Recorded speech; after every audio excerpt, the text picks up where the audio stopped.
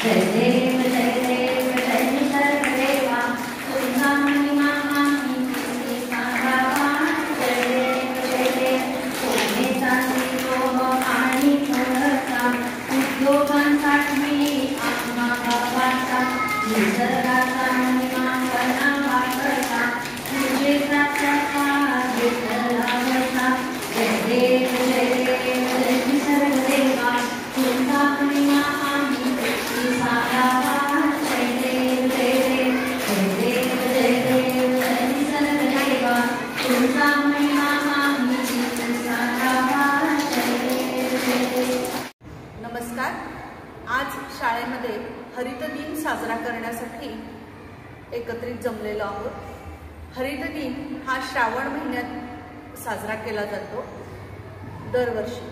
तर हरित दिन साजरा करण्यामागचा उद्देश हा आहे की श्रावण महिन्यामध्ये श्रावण सरी बरसत असतात आणि सगळी धरती ही नटलेली सजलेली दिसत असते, हिरवागार शालू परिधान केल्यासारखी भासत असते आणि हा जो श्रावण महिन्यातला देखावा आहे किंवा जो सृष्टी सौंदर्य आहे ते मुलांना कळावं आणि वर्षभर जे काही चालणार आहे की पाऊस पडतो तर पाऊस आपल्याला वर्षभर पाणी देणार असतो, तर तो पाऊस छान बरसत असतो, पण तो बरसण्यासाठी सुद्धा एक वातावरण निर्मिती झाली पाहिजे। तर हे सगळं आपण सगळे सजीव हा निसर्ग हा पंचमहाभूतांच्या तत्वांनी बनलेला आहे। पंचमहाभूत म्हणजे काय तर इथं आम्ही आकाश, वायू, अग्नी, जल, पृथ्वी ह्याचा सगळ्याचा समन्वय साधला गेला तर निसर्ग हा कोपत नाही किंवा निसर्गाची कृपादृष्टी राहते। हे मुलांना कळावं की आजकाल प्लास्टिक वापरलं जातं, प्लास्टिक पाण्यामध्ये फेकलं जातं, मग प्रदूषण होतं। हे प्रदूषण टाळावं किंवा निसर्गाची आपण काळजी घेतली तर निसर्ग आपली काळजी घेईल हा संस्कार रुजवण्यासाठी म्हणून आपण दरवर्षी शाळेमध्ये हरित दिन साजरा करतो। आणि मग त्याला अनुसरूनच इथे आपण पाहत आहात की पानांची आणि फुलांची रांगोळी काढलेली आहे। ही ताईंनी काढलेली आहे वर्गामध्ये अभ्यासक्रमामध्ये मुलांकडून आपण पारिजातकाच्या तगरीच्या फुलांचं सुशोभन करून घेत असतो.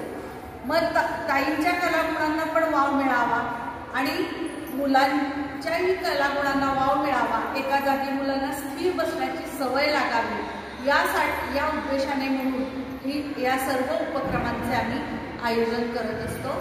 आणि त्याचबरोबर ही जी पानं तोडलेली आपण पाहत आहात, ती पानं तोडायला आलेली आहेत.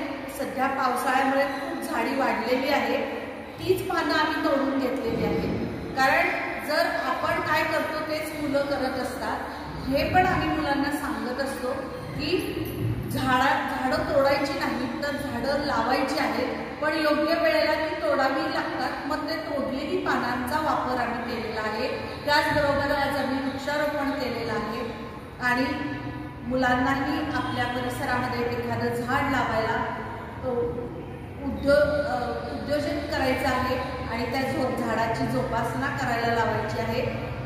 हाच खरा आजच्या पंचमहाभूतांच्या कार्यक्रमाच्या निमित्ताने आपल्याशी मी संवाद साधू इच्छिते. धन्यवाद.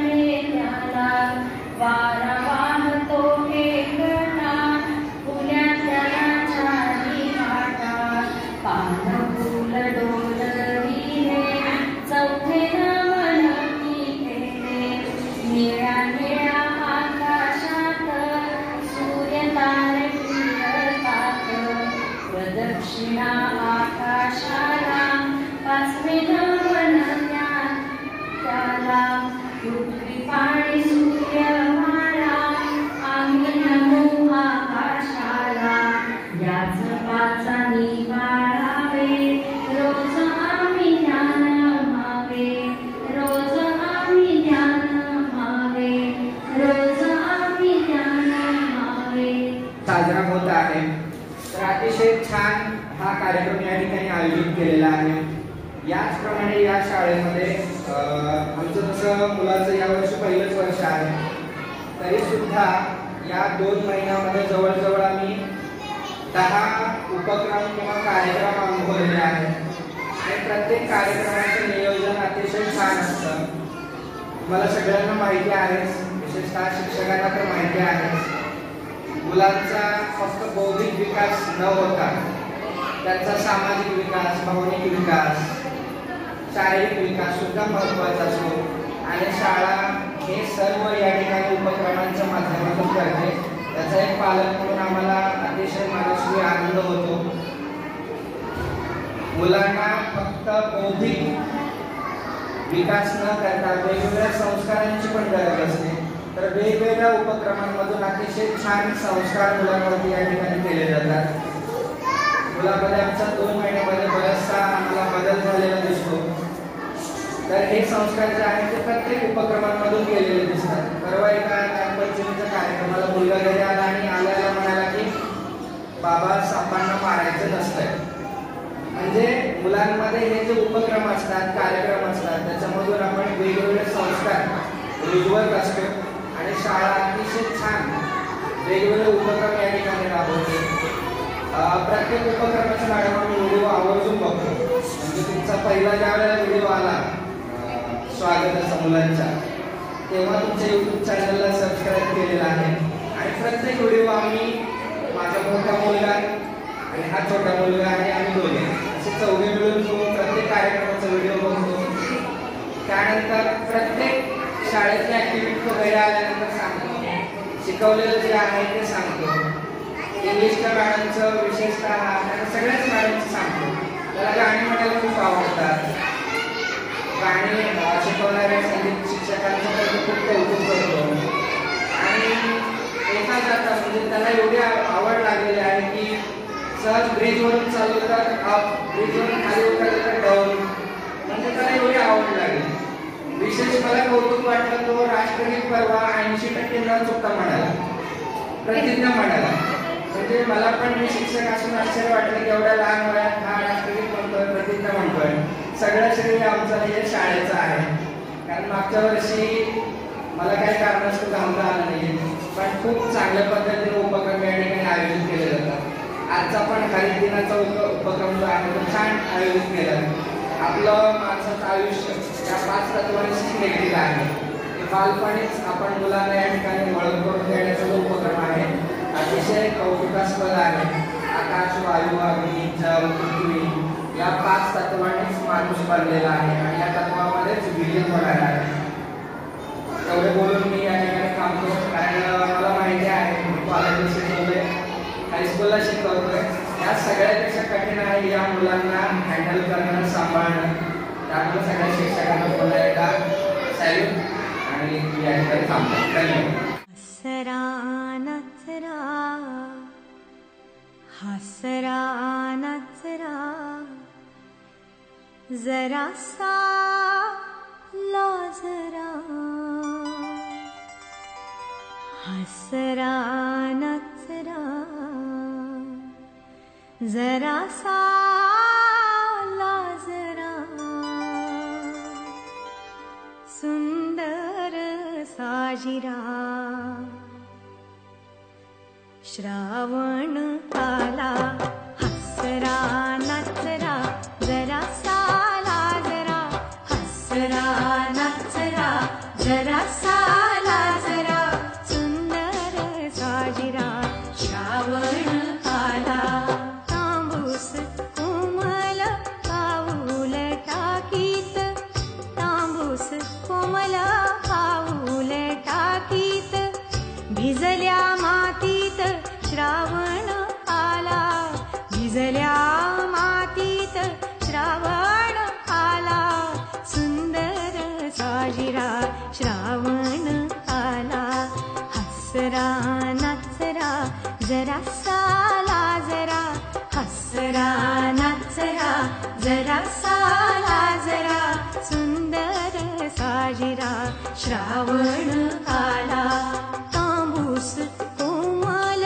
पाऊल टाकीत तांबूस कोमल